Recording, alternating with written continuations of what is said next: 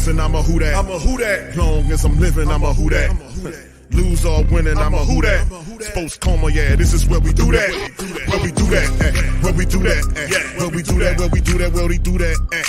Boogie like Benson, I'm a who that. I'm a who that. Sports coma, this is where we do that. Where we do that. Welcome, welcome, welcome.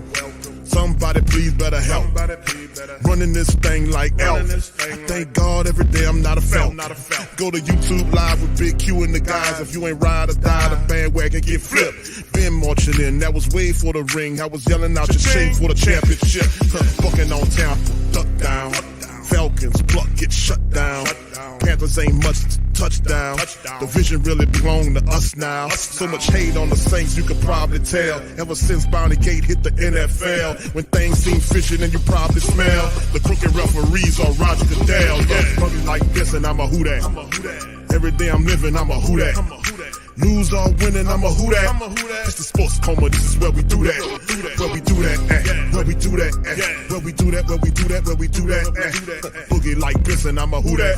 It's the sports coma, this is where we do that. You're listening to the Sports Coma with Big Q and the guys on the PRO Media Network.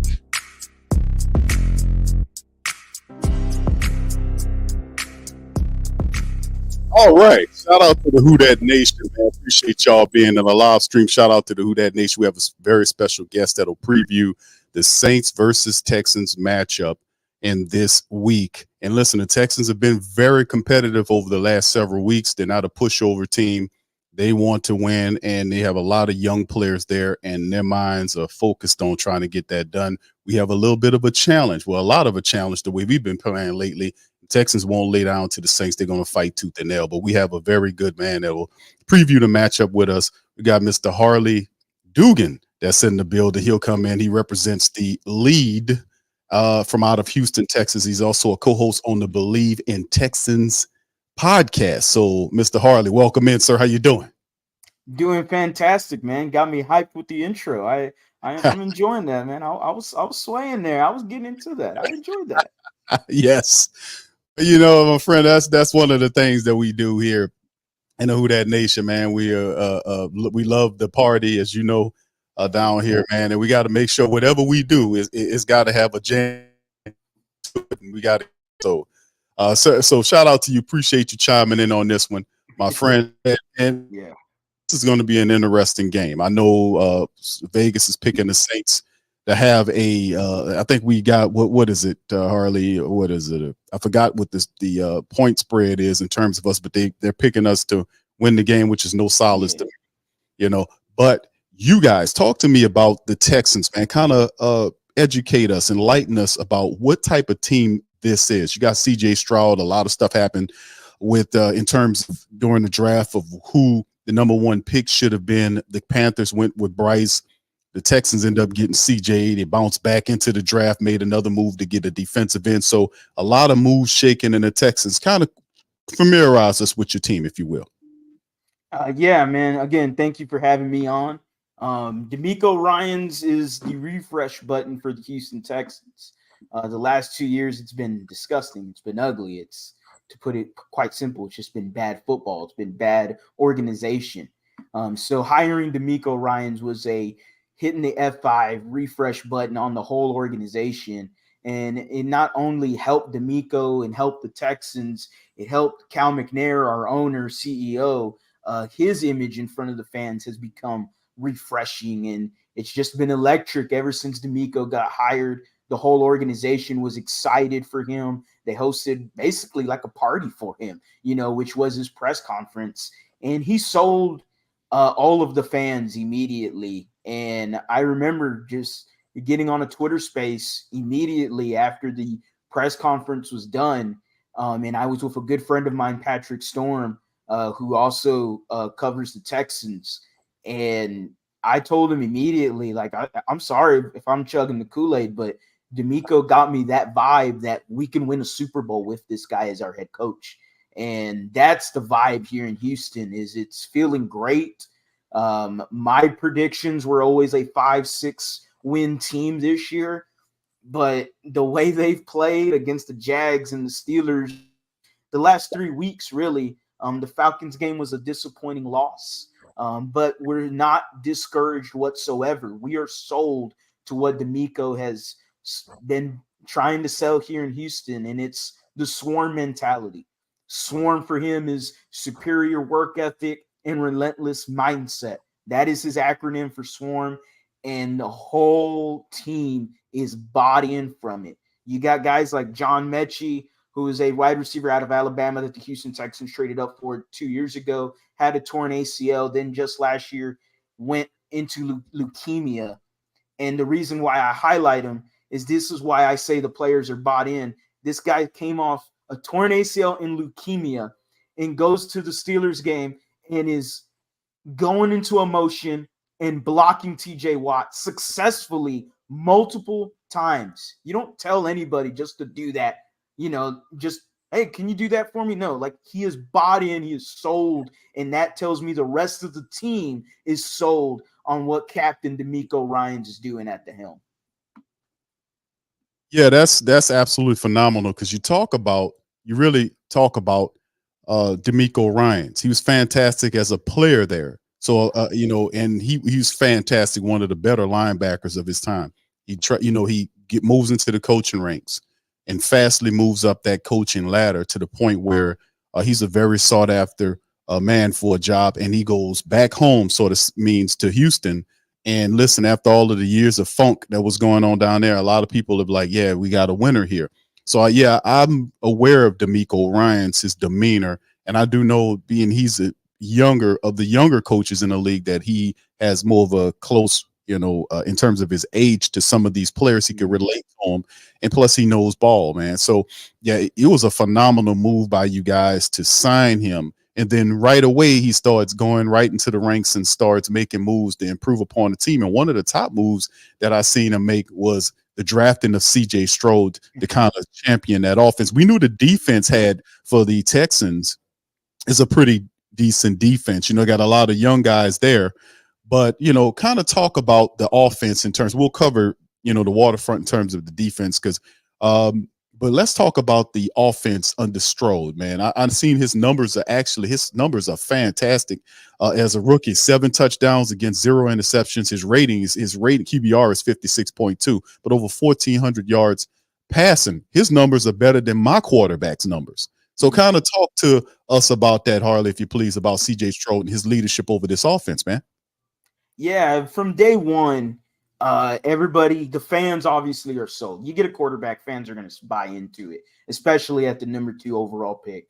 But C.J. Stroud, man, as soon as training camp, and I was there for every training camp, there was open to the public. So I was there for every single one of them as much as I could be. And he got better every single day in training camp. And the, described quarterback battle between him and Davis Mills, it didn't felt like it was real. It didn't feel like it. I just felt like this job is C.J. Stroud's to lose. He got better every single day in training camp.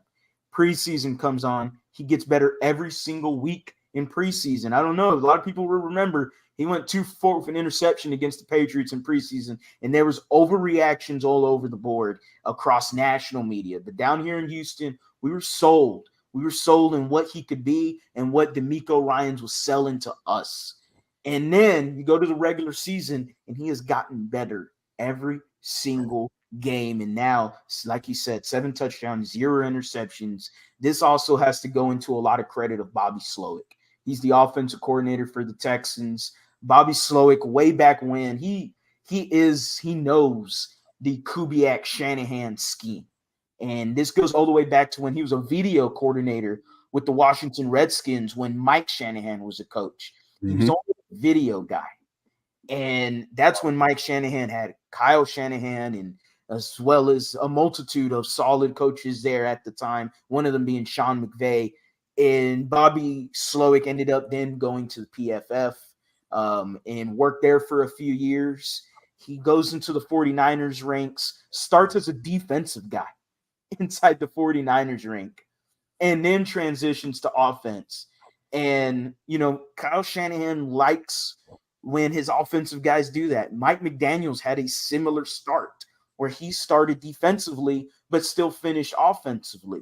Feels like maybe that's something Kyle Shanahan just does with his offensive coaches that he entrusts into.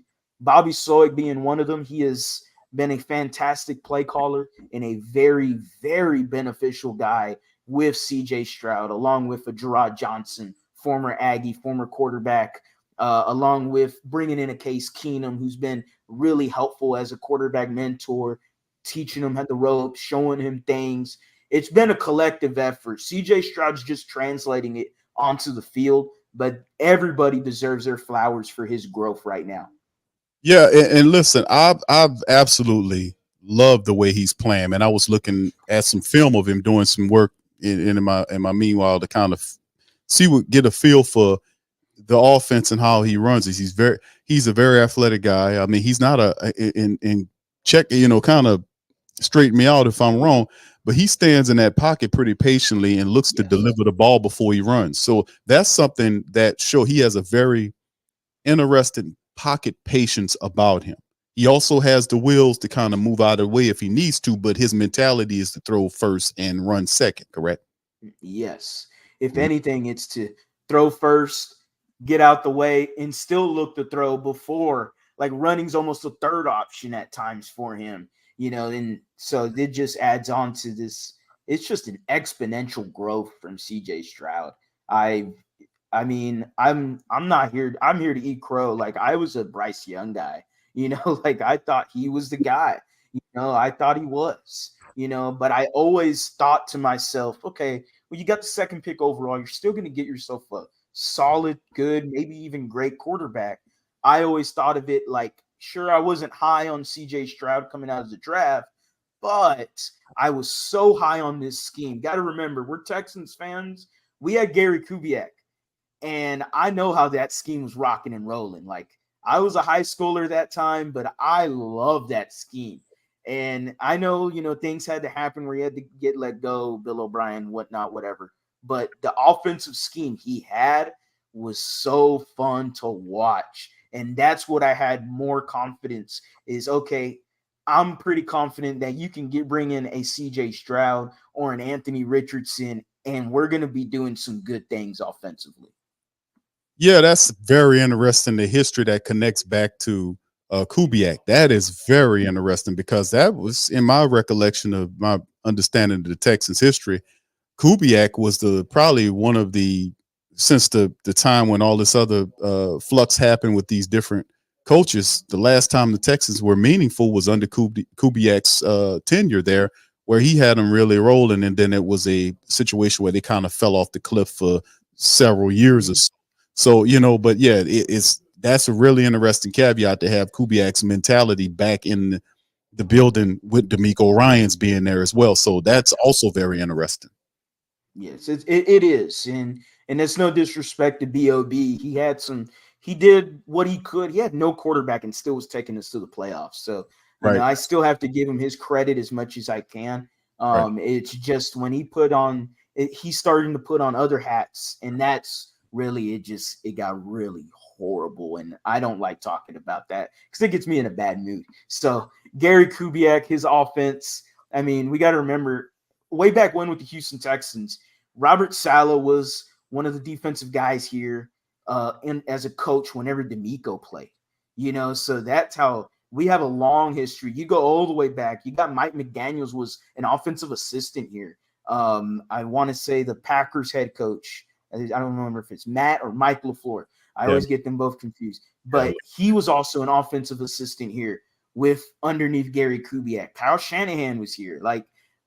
So Bobby Slowick has learned from the right people, and it's definitely going to be a tall task against the New Orleans Saints' really strong defense. But, you had a really good defense in the Pittsburgh Steelers, who I thought was going to give us hell.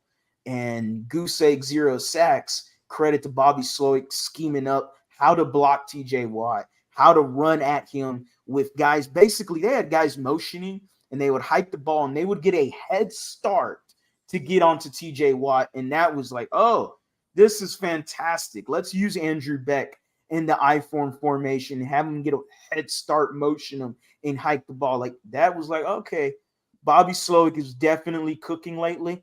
Beautiful play in the last play, and the game-winning could have been game-winning drive to Dalton Schultz where he runs a shake route, but he did that. And that's the thing with Kubiak. Like we talked to Glover Quinn, myself, and Ruben, my other hosts of Bleav in Texans. Glover Quinn was a former Texan, if anybody knows, former Detroit Lion as well. But he was here during the Kubiak days, and he said they used to run plays where they would run them 2, 3, 4, 5 times, and then they would have whatever route. Let's say you keep doing an in route, boom. Okay, we're going to fake it. We're going to do a double move this time. And all of a sudden, the wide receiver's wide open, 50 yards down the field. Glover Quinn's like, well, it's just practice. That's how it's supposed to go. It's not going to happen in a game. The game happens, boom, Andre Johnson, Matt Schaub, touchdown. So then you see it translate in the Falcons game. That shake route to Dalton Schultz, that was just a play that was building because they did that play before, twice, 3 times, and Jesse Bates saw that play happening and he bit, and because he kept seeing Dalton Schultz kept doing that in route, running inside, whatever, skinny post, he kept going inside. So Jesse Bates is like, okay, you know what? I got it this time, right near the red zone. I'm all over it. And he bites, boom, Dalton Schultz shakes him, wide open back of the end zone, over his head, touchdown. Man, that would have been a nice win last week. Yeah, and like I told you before we started the show, I was really hoping that you guys came away with the win. It was close, and it went down to the wire. Anytime we can get a little help knocking off the Falcons, but don't worry, we'll take care of them in several weeks from now. We'll deal with them after the bye week, several weeks from now. But that's most interesting, the philosophy of the Houston Texans squad, man. Because a lot of people often talk about the new rendition of the Texans as more of a defensive team. So is it fair to say the defensive what's the identity of this team, Harley? What's the identity of this team, my friend? It's fun to finally answer that question for you because the last 2 years we had no identity. Nobody could ever answer that question for you the last 2 years. Now I can fully tell you they're a defensive team and they want to run the football. Running the ball is what's going to set up this play action bootleg. That's what Gary Kubiak always done. Bobby Sloyd mentioned a quote all the way back in July 28th that the offensive line, as long as they're in their A game, it's going to help Damian Pierce be in his A game, and it's going to set up everything for the offense. So they're a defensive mindset team. Run the football, let that set up the plays for passing. The Steelers game, everyone was like, oh my God, these are beautiful passes from CJ Stroud. They're passing. But when you really look at it, they still were honest to the run game. That was Damian Pierce's best game on the rock, running the ball, 83 yards rushing, I want to say. They still were honest and continued to run the ball, even though they had a lot of success passing. So, yeah, defense and run. Yeah, that's the philosophy that we hope to kind of add with our squad down here. The Saints did a really good job of rushing the ball against the New England Patriots last week. The weekend they were able to blank Bill Belichick's squad 34-0. Behind the fact that the Saints were able to run the football, we were finally able to get some touchdowns with that offense who's been struggling with Carr. So, I mean, in the end, yeah, we were looking to kind of duplicate that as well. So let's move into some of these stats right here because this is interesting for me. Let's cover some of these stats, if you will, on this in the matchup here.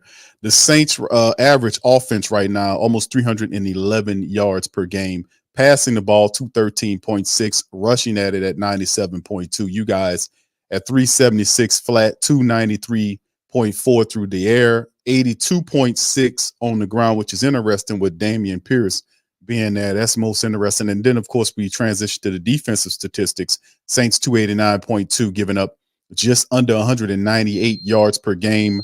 The rush yards, they're rushing at and giving up just under 92 there. And then, of course, you look at the Texans, 233.4 through the secondary and 112.4 they surrender on the ground. Kind of talk to us, Harley, about what's going on with in terms of the running game. That's a pretty low metric for the Texans with Damian Pierce. What's going on there, bro? Yeah, so the offensive line immediately, as a lot of people might know, we've had a lot of injury issues with the offensive line. All right. And this could potentially be the first game where we have Laramie Tunsil at left tackle, then left guard could maybe be Josh Jones. There's nothing set there yet. Juice Scruggs, a rookie later third round pick, I want to say. I'm trying to remember that. He came out of Penn State, scheme fit. They really liked him. He could potentially be back for this game. Still no word yet on him. He's supposed to be due for the return. Right guard, Shaq Mason. Right tackle, Titus Howard. Last week, you had Titus Howard at guard, left guard specifically, and then Jared Patterson, Shaq Mason, and George Fant at right tackle. The run game has just been it's been a struggle bus, man. It has.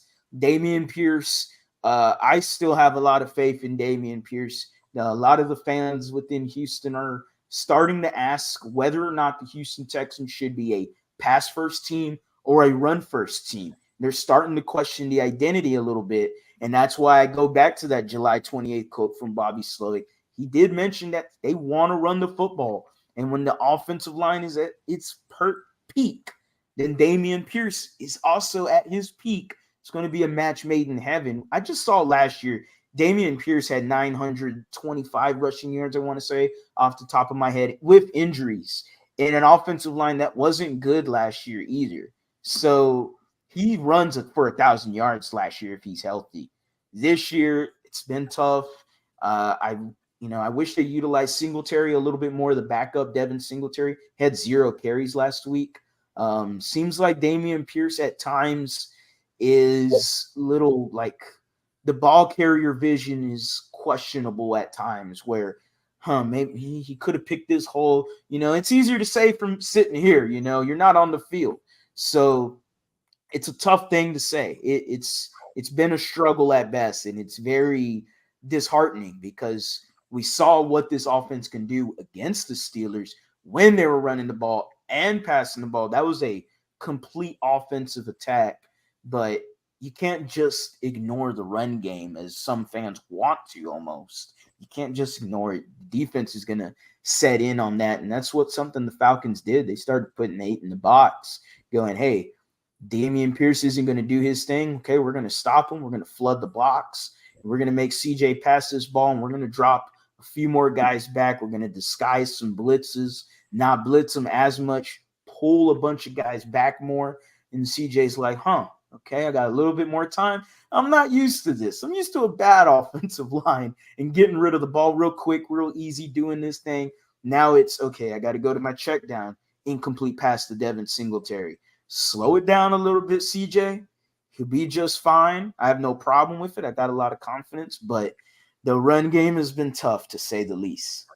Yeah, that's very interesting with Pierce. As good as he is, he was in the SEC. I'm an SEC guy, LSU guy, and I watched what he did in the SEC. He was phenomenal. That first year, he was really solid as well. So it's only a matter of time before he gets going for them. And once he gets going, man, they're going to have something very young. That's what I was looking at the Texans.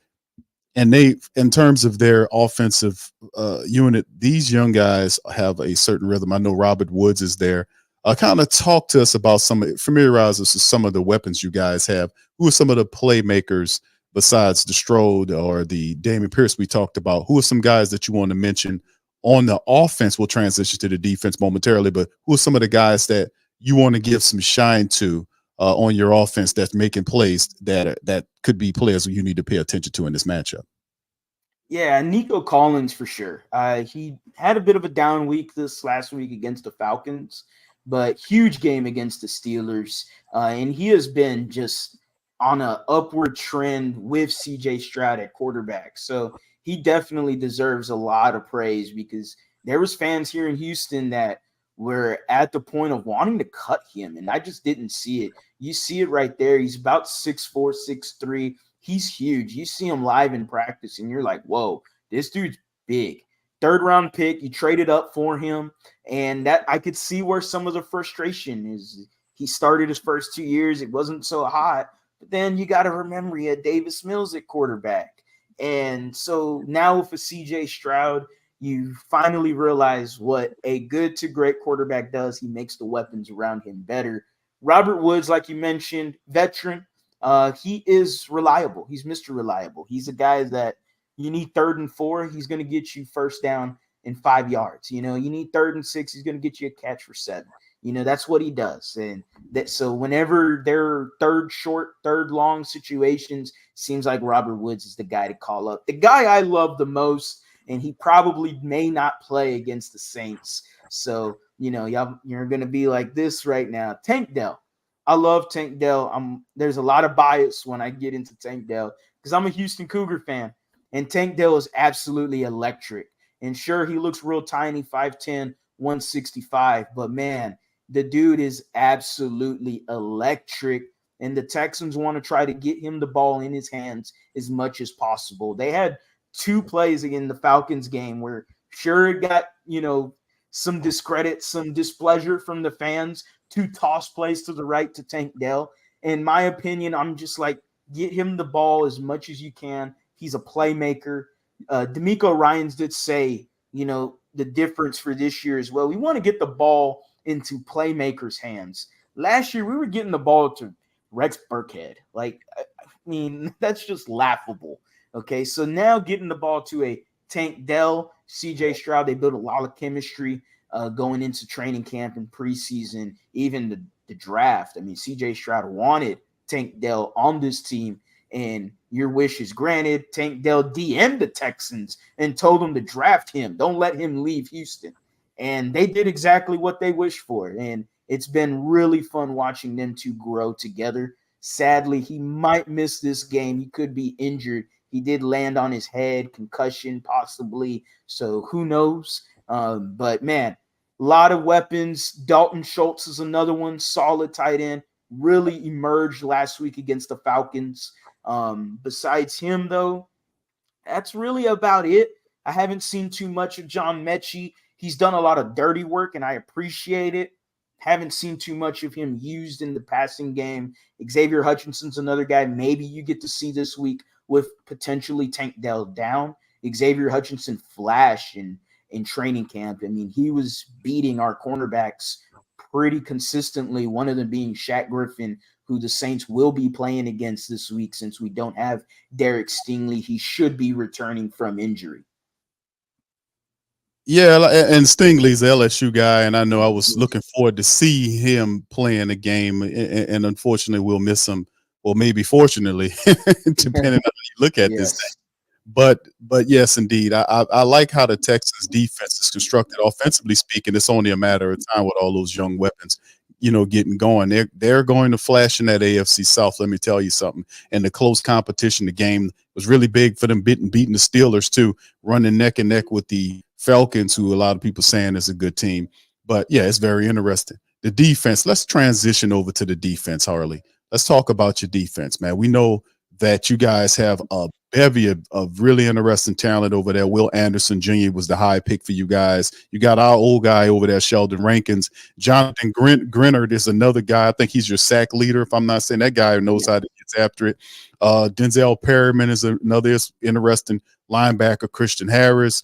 You got Steven Nelson, the former Steeler there. Kind of familiarize us with the defense and the concepts and what you think will happen in terms of the Texans matchup against the Saints. The strength of this Texans defense since training camp has been the secondary. And even without Derek Stingley, it just seems like the next man up mentality just continues within the secondary. Steven Nelson has been the best cornerback since training camp, and that includes Derek Stingley. Steven Nelson is legit all him.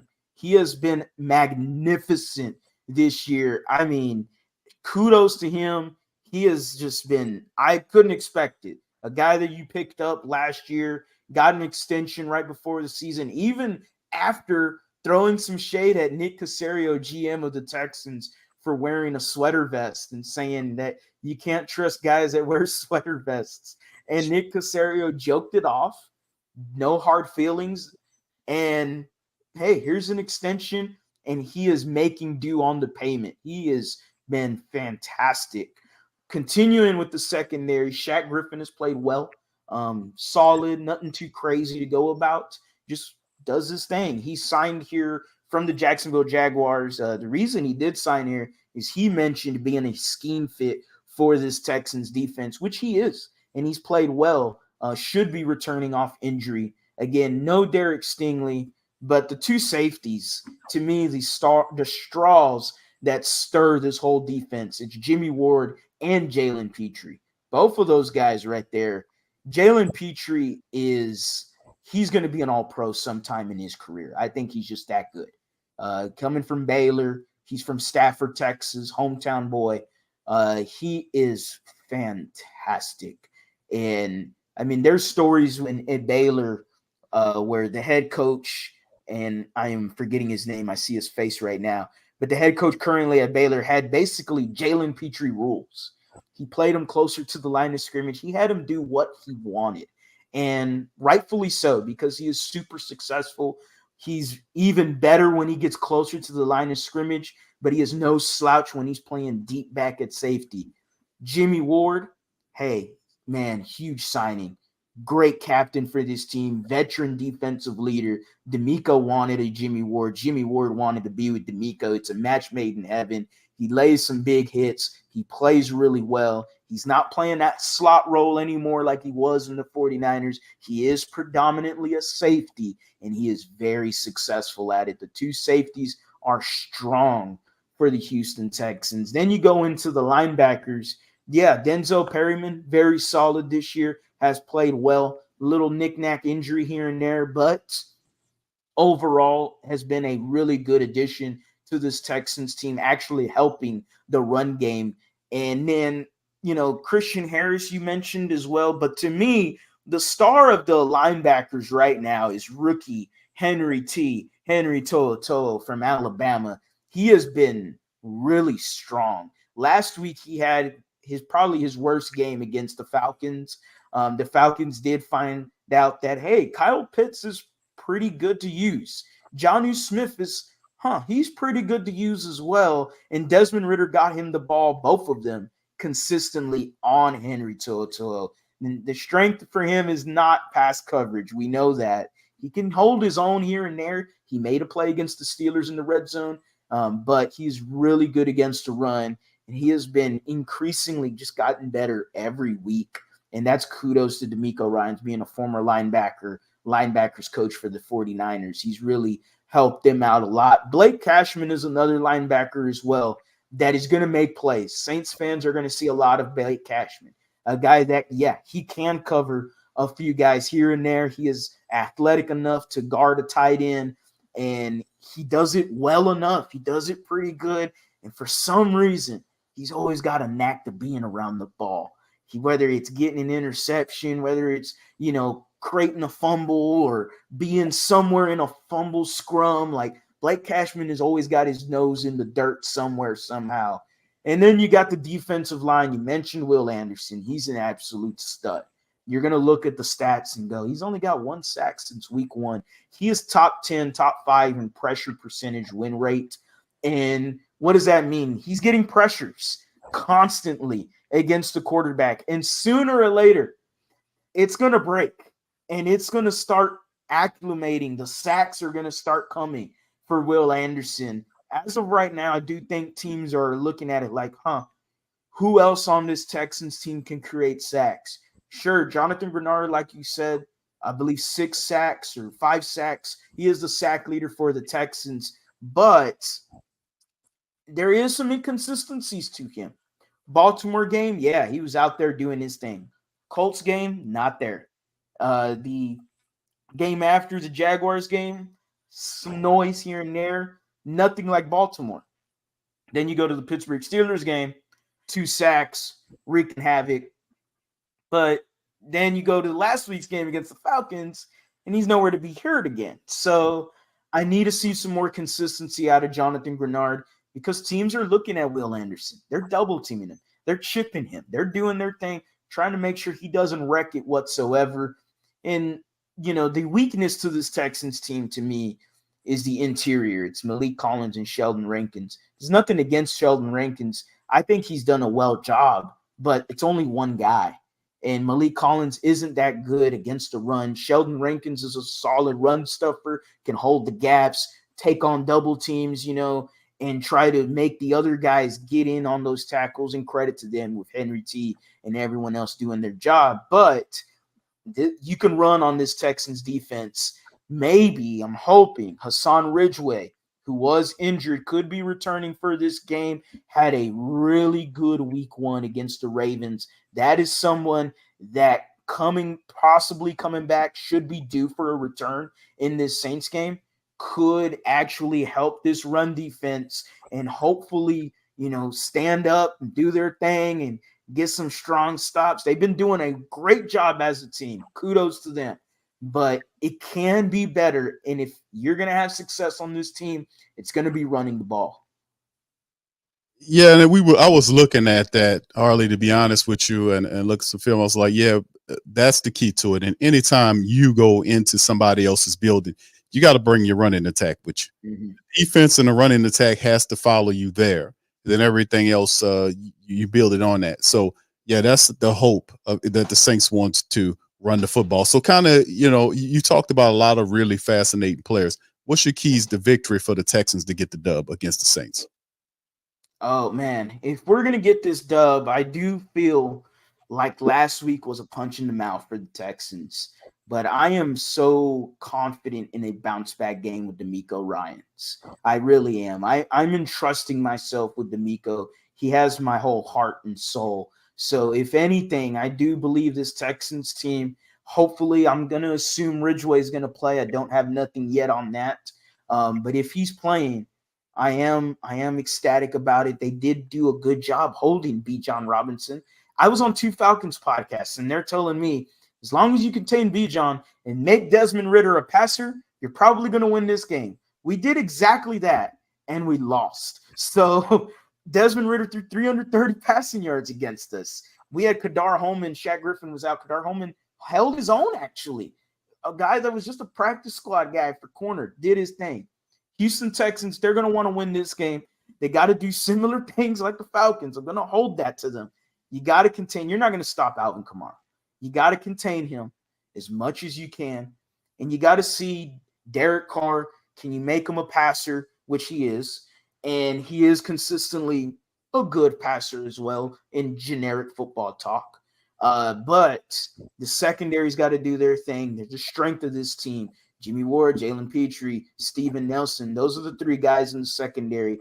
As long as this team can hold down the front with the run game and a turnover maybe here, there, they got to win the turnover battle. They did in the Falcons game, but they didn't capitalize. And that's a big key with a young team. There's growing pains with this team, but I'm expecting a bounce back.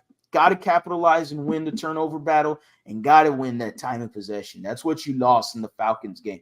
Defense was on the field way too many times, giving the Falcons way too many opportunities.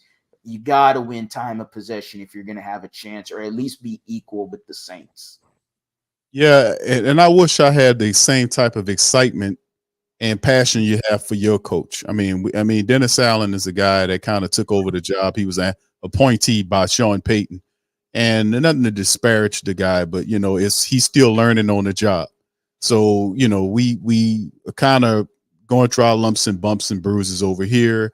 The team has wrapped itself around him. That's brought in coaches that he's familiar with. It's given him the quarterback that he drafted that's here to direct the offense. So we are kind of just happy that we've gotten a win, but we want to see if our offense can build on top of what happened against the Pats. And the Pats are not very good. We're supposed to do that to a bad team, smash them like that.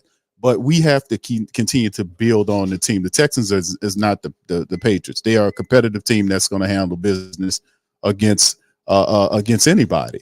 So that's very fascinating. And this is in some of the things we talk about keys of victory for the Saints. It's pretty much the same thing that I mentioned customarily from time to time here, running the ball. We ran the ball 41 times, 130 plus yards last week against the Pats. We had almost almost 40 minutes worth of time of possession.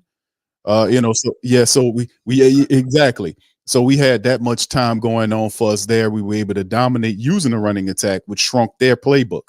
So we did a lot of positive stuff. We were able to get to him a couple of times, sack the quarterback, Mac Jones, kind of fluster him, pick him off, had a pick six, and we kind of rattled those guys. And all three aspects stepped up and played a very good game. So outside of that, I don't know if the Saints can carry on and do this type of thing moving forward in terms of taking what they're doing and adding to it and keep doing it moving forward game after game. That's the test. That's what we'll be paying attention to. So it's a lot of stuff that has to happen for the Saints to get the dub, and that's what we're looking at. So, yeah, man. The Houston Texans, at the end of the day, I do think, I really do think a huge bounce back game is in the works, especially coming back home. Then you have a bye week. D'Amico mentioned it on air when he was on 610, which is our flagship station for the Houston Texans here in Houston. And he mentioned, hey, this is the week before the bye week. Empty whatever you got, all your stamina. It goes out this week. You got to do whatever it takes to get that win and end it going into 500 on the bye week. I mean, you ask any Texan fan, we're ecstatic right now. We didn't think we'd be here. Like, the exponential growth of the team in general has been fascinating to our eyes, and it's been making us, sip some of that Kool-Aid and looking at that division, looking around like, maybe this team is a little bit step forward than what I thought. Okay, cool. I'm liking this. This is what it's like to be competent and relevant again in the NFL. Okay, thank you. I appreciate you, D'Amico and Nick and Cal McNair. So yeah, Houston Texans definitely got a tough battle though with the Saints. This isn't going to be easy.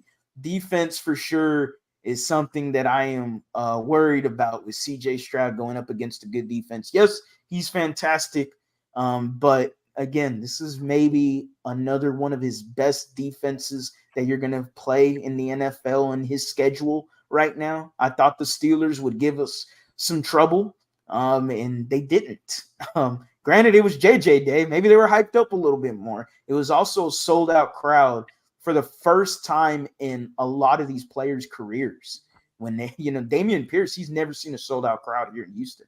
So he was hyped to play for the game. He talked about it, so another home game. If anyone was there at the Steelers game, and I was there, it was electric. Hey, I know it's going to be flooded with New Orleans Saints fans. It was flooded with Steelers fans, and they held their own, and we were considerably louder than those Steelers fans. It's going to be very interesting. Going to be a lot of fun tailgating between Saints and Texans fans this week. Yeah, let me tell you something. That's a lot of good eating between those two, man. Let me tell you, I am kind of getting a little jealous there. But listen, let's get a score prediction from you, Harley, for the game. I know you're saying you're thinking the Texans might get the dub. You're feeling pretty good. You're feeling energetic about it. What would be your score, my friend? Oh, man. A score, I'm going to say this is very defense heavy. First, just gut impression was 2017. I'll just go with the gut. We'll go 2017 Texans. Kaimi Fairbairn is extremely consistent as our kicker. He just doesn't miss when it's under 50 yards. I don't know if he's ever missed for this year and in some of last year as well. He's the all-time Houston Texans scorer. So he's been fantastic. Think he has a good game this week. It's going to be a defensive battle. It might be an ugly win, to say the least. And that's what I thought the Steelers game would have been, was an ugly win, and we ended up blowing them out. So hopefully, for the Saints fans, that doesn't end the same way for y'all like the Steelers did. But I am going 20-17. All right, 2017. That's not a bad prediction, man. I think the last game we had against the Patriots, I kind of picked more of a close score because we don't know what type of offense we're going to get. I'm hoping and being optimistic that we get the offense where we can get 3 scores, 3 touchdowns in the matchup, and they do something. But it's extremely it's all based on offense. The special teams, we have some rookies at the kicker and punter position that are doing extremely well. Our defense, you already know about our defense. Our offense is the thing that we're all waiting to catch up. And once the offense kicks and goes, I think that this team, it'll take the Saints into like one of the top 5 teams in the NFL. But it's all we're waiting for. We're waiting for the Saints offense to get and go. We're waiting for them to take off and figure out what they need to do and stay there. And that is the really frustrating part with the Who Dat Nation, is when does that happen? We've seen what they did with the New England Patriots this past week, but we're hoping they build on top of that going forward. So that's what we'll be paying attention to. So I kind of look at the game, and I would have to say a close score like that too. I would say probably, if I had to guess at it, I would say maybe, I would say 2017 or 21-17, something like that. I'm not looking at it being a blowout or nothing like that. But you're right. The Saints, they have to do their scouting work just like we did, and they're going to have to do what they got to do to get the running game going. And Derek Carr has to have a more solid performance. He has all these weapons. Rashid Shaheed, Chris Olave, Michael Thomas is there. Taysom Hill is there. Elvin Kamara is there. You know, hopefully we get Juwan Johnson back sooner or later. Down the road, we'll get Jamal Williams back once he comes off IR. So to keep this thing rolling. So this is a fantastic offense on paper, but they have to get in sync. And that's the big part where we are waiting to see that happen. So we'll see. But anyway, with that being said, Harley, talk to the Who Dat Nation. Tell them your socials, bro, where you can be contacted or reached so they can check out your broadcast, bro. Yeah, thank you, man. You can find me at @TheLead_HOU, The Lead Houston, anywhere on social media. Just type that into the search bar. YouTube, Twitter, Instagram, TikTok, hell, Facebook. I try to do as much as I can, especially YouTube. We're on the road to 5,000 subscribers. We're currently at 4,130. At 5,000 subscribers, I will be giving away a DeMeco Ryans signed football. Yes, a legitimate DeMeco Ryans, your head coach of the Houston Texans, signed football. We're trying to get there so fast. I appreciate everyone that has subscribed. Remember, it's all Houston all the time. That is all Houston all the time. I appreciate you, Harley, for chiming in with us, man. Y'all check him out, man. Twitter, YouTube, man. The guy is really good at what he does with the podcast, brings a really good energy to it. Very insightful, as you guys heard on this broadcast. And he's really cool dude as well. So with that being said, man, once again, appreciate you for chiming in, dropping some knowledge on us about the Houston Texans. It's going to be a positive game going down there to see it. It's going to be a really good, entertaining game, man. I'm looking forward to it to see what our offense does. And man, listen, good luck to you. Good luck to us. Let's just make it all fun. You know what I'm saying? Stay healthy. That's right. And healthy. For all sure, right. man. So with that being said, man, we're going to get on that. Appreciate y'all for joining us. Y'all please feel free to hit the like button, hit the subscribe button, and by all means, feel free to share the show links on your social media feed, and we'll holler at you on the next one. Much love and Who Dat. Peace. Yeah. Boogie like Benson, I'm a Who Dat. I'm a Who Dat. Long as I'm living, I'm a Who Dat. Lose or winning, I'm a Who Dat. Sports coma, yeah, this is where we do that. Where we do that, where we do that, where we do that, where we do that, where we do that, Boogie like Benson, I'm a Who Dat. I'm a Who Dat. Sports coma, this is where we do that. Where we do that. Welcome, welcome, welcome.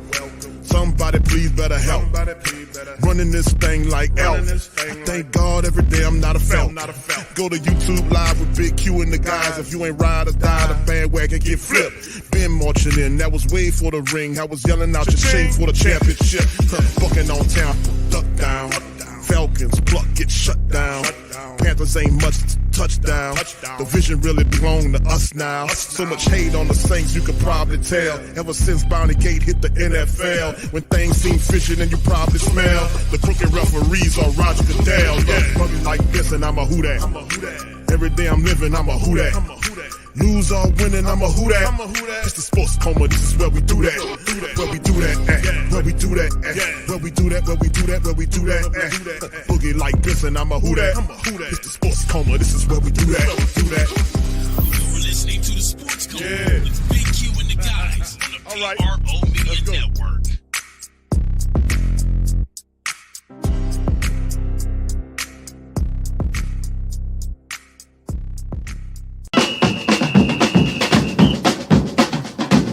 Who that?